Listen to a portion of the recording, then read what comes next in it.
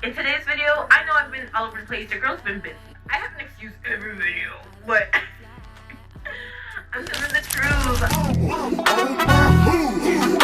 Hey guys, and welcome back to my channel. Still doing the dang thing. So if you haven't watched my couple last videos, I suggest you do that. They're really cool. They kind of fill you up to this point. But if you haven't, I've been gone for a while. I get it. No girl, I get it. What had happened is I dyed my hair twice.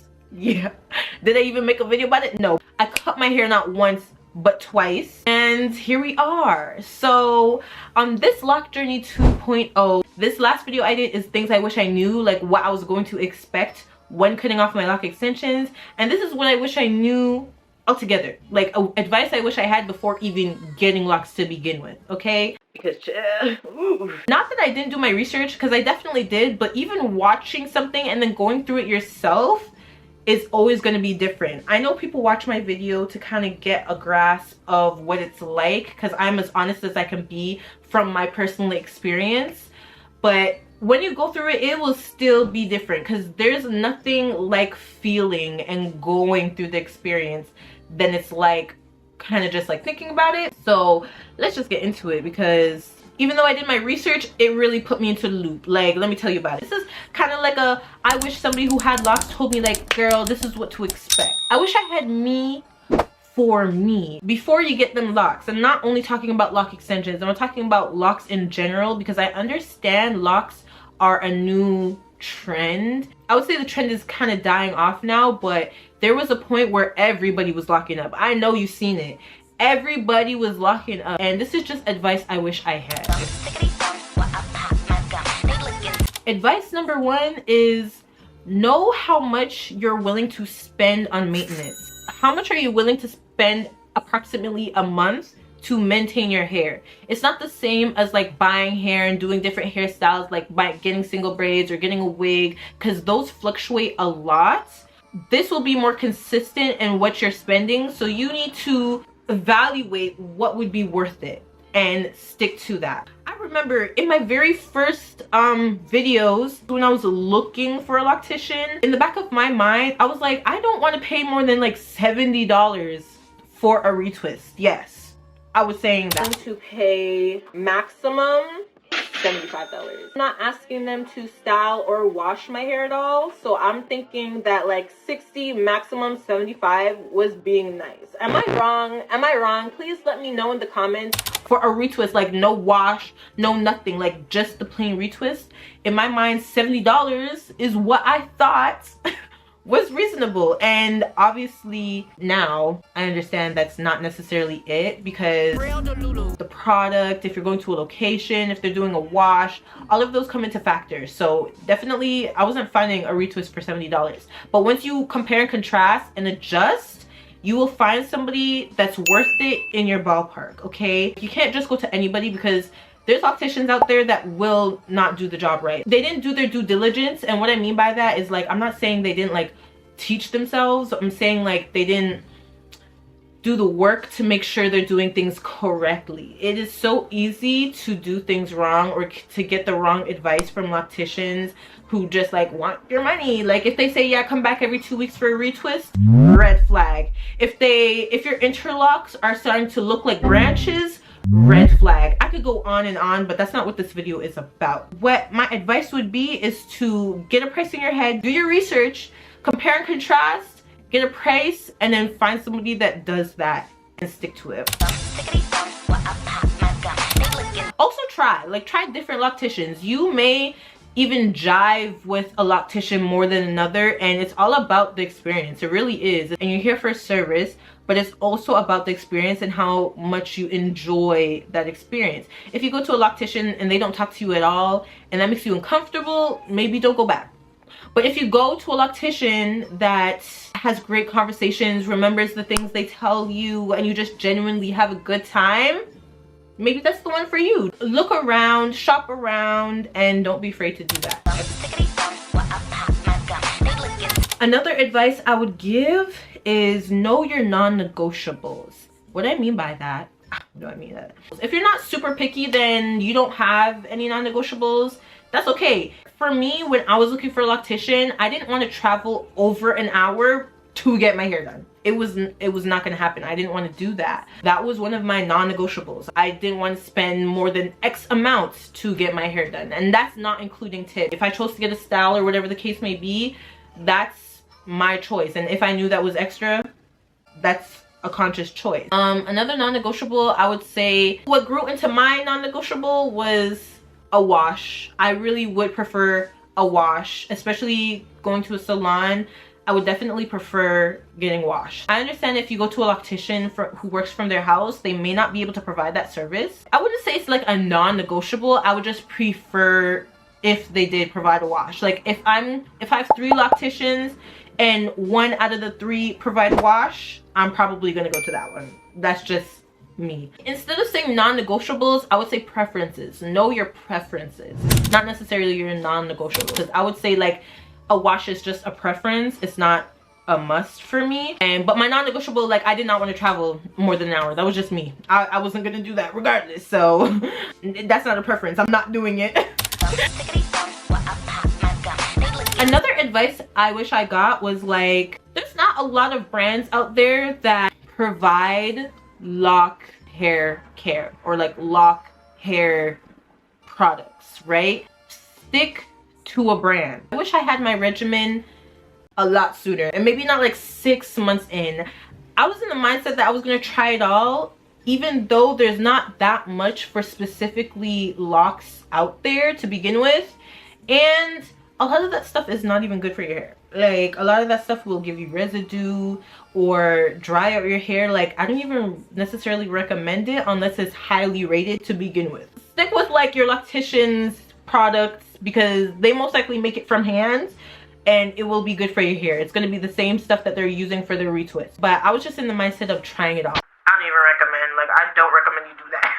I'm gonna be so real, like, there's nothing to try to begin with, so just do your research and build your regimen. Your regimen's literally gonna be like 5 products, no more than that, even less than that. I actually have a video talking about my favorite products, and those are still the products I use today, okay? Secure your regimen very early on so you don't have to worry about it, and don't waste your time trying stuff, because it's a waste of time. And I'm gonna say it again, speak to your loctician. Speak to your loctician. They will tell you exactly what to get, what to use, how to do it. And if you have a loctician that makes their own products, that's even better. Consistency is key. I would say stick to a brand, because you're gonna start to see it. I'm not saying only use one brand all the time ever, no, but I'm saying like if you have a shampoo, get the same conditioner. That's what I'm trying to say. It's just better for consistency, and it will show.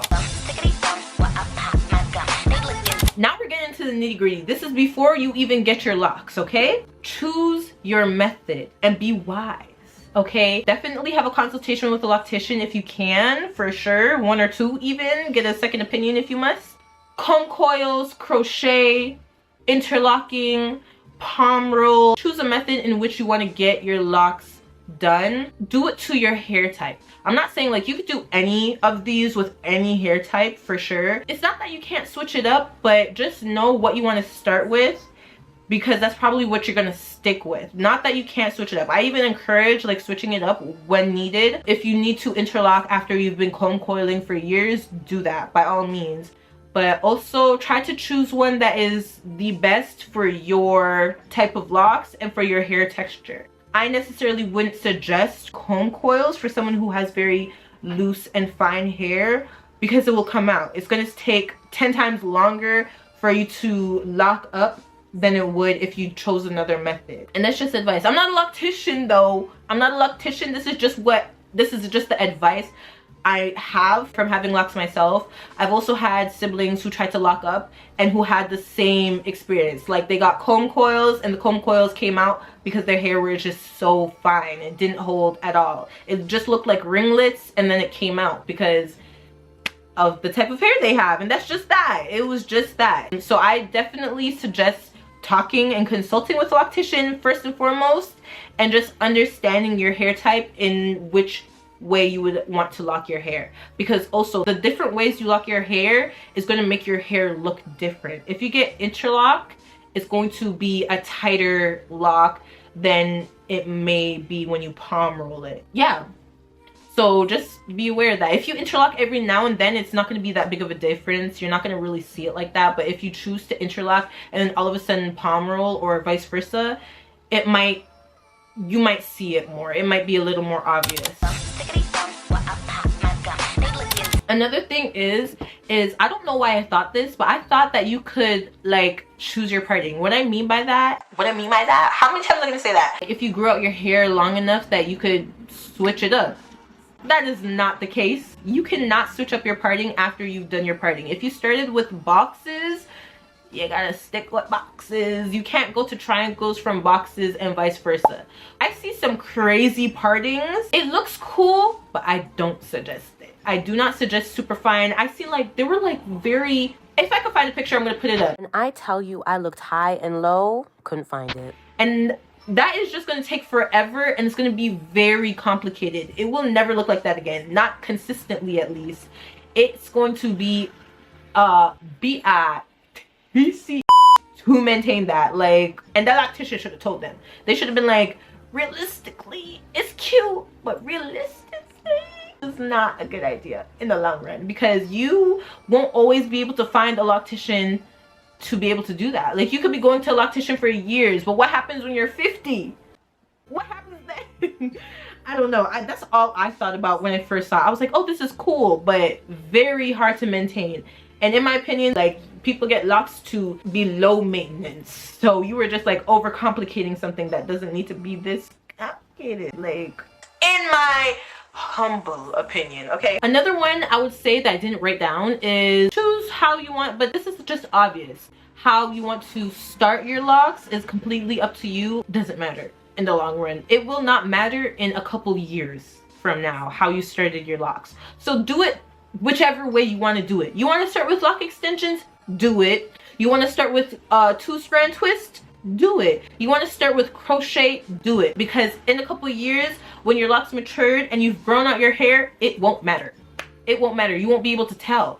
You won't. The only thing that will matter is how you choose to maintain your hair. That's the only thing that will like matter in the way your hair will look in the long run. Another thing is choose your density, meaning if you want a more dense, fuller, heavier hair, get more locks. Do your parting small, do the locks small, micro locks, sister locks for more density. If you want less density, choose less locks. That's just a rule of thumb, because I feel like I wasn't even very aware of that when I got my locks. I wasn't aware of how dense my hair would be and if I wanted it to be more dense or less dense. I didn't know any of that. So I'm saying it now before you get your locks. Understand your density. Maybe bring it up as a question to your loctician when you have a consultation. If you have more locks, it's a little harder to maintain than if you have less locks, and it's a bit easier to maintain. Like, your retwists won't take that long, your hair washing won't take that long, you know, stuff like that. That is another advice I would give, is like, let go of that perception of perfection, because that is not what locks are. I know a lot of the time that's all you see are perfectly done locks, freshly done parts, but let me tell you, a majority of the time that's not what your hair is going to look like. You don't need to always have a clean retwist. You don't always need to see scalp, okay? Like 99, okay, not 99, I'm gonna say 80% of the time your hair is not going to look done. It's gonna look grown out. It's gonna look, for lack of better words, messy, even though like locks, to me, in my opinion, don't ever look messy. Like, not in my, I'm okay with myself. I love the way my hair looks all the time. So lastly, and this is the most important rule, okay? Don't listen to nobody, not even me. Not even me, child. You want to get locks, get locks. You want to cut your locks, cut them off. You want to get locks for a year, try locks out. Do whatever you want to do, because the outside noise is loud. But at the end of the day, it doesn't matter. Just don't care. Don't listen to the noise. Don't listen to anybody. Do what you want to do. Make sure you know what you want to do, and be okay with that. Be okay with yourself. Be okay with that, and do it. Okay? Do it. I think that's all I got. So now that I have locks and I'm on my own natural lock journey. My hindsight's 2020, so I could share this with you. And you know, I invited you guys on my lock journey, so see you in the next one.